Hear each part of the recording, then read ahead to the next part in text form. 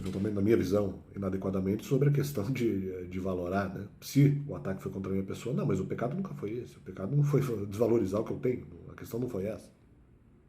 A questão nunca foi, não. E eu não teria que, eventualmente, obedecer a Deus por causa das coisas que eu tenho, né? Não faria sentido, ou não só por isso, e de qualquer forma, o pecado não aconteceu porque eu não deixei de valorizar qualquer coisa que eventualmente eu tenha, né? Tem que aprender a valorizar o que tenho, mas eu não cometi nenhum pecado em relação a desvalorizar o que eventualmente eu tenho.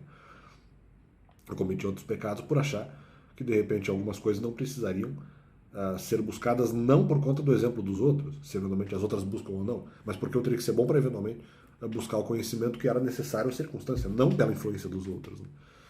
Então, por mim mesmo, eu não vejo esse pecado de desvalorizar qualquer objeto que eu tenho, porque eventualmente se assiste alguma coisa na televisão, sei lá, futebol, esporte, não tem nada a ver, não é isso, né? E mesmo a questão trabalhista não, porque a questão trabalhista também não é criticável. Se o objetivo é isso, teria que trabalhar para poder valorizar o que tem, não. Porque a questão do trabalho seria feita no momento adequado, então não houve desvalorização do que se tem por causa do não trabalho, que poderia descaracterizar, por exemplo, ou caracterizar desonra a pai e mãe, mas quando seria feito no momento certo e foi impedida a fonte de vida no momento errado, né?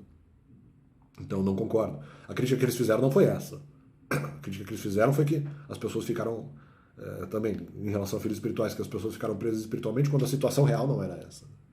Quando a situação real não era essa. E quando o cálculo tem que ser alterado a partir do desconhecimento, né? E não porque os filhos espirituais ficariam presos, mas a crítica só poderia ser feita em relação a não conhecer os mandamentos antes para obedecer a isso. E depois, no que diz a filhos espirituais, levar em consideração que eu tomei a melhor medida, porque seria um risco, já que eu não teria proteção espiritual, mas tem que ser analisado isso. E se fosse para falar dos mandamentos, eu teria que ter aplicado e descoberto antes, isso não aconteceu, né? Então, não, eu discordo. Eu acho que a minha análise sobre a questão dos filhos espirituais foi a melhor feita. Mas a crítica que eles estão fazendo agora dá valor ao que tem. Eu nem desvalorizei o que eu tenho. Então, nem esse pecado nem ocorreu. Poderia ser uma desonra de pai e mãe em relação a desvalorizar o que tem, mas isso não ocorreu. Em relação à questão profissional, também não ocorreu, na verdade, né?